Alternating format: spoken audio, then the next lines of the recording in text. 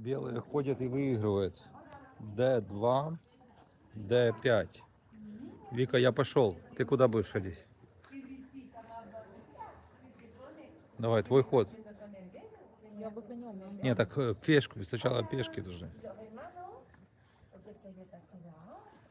То D2, D5. Точно так же. Хороший ход. Я буду выводить ферзя.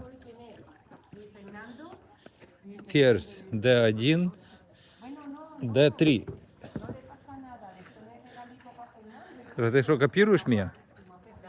D1, D3 ферзь. А, ты на D2 поставил. Хорошо. Я еще одну пешку выведу тогда.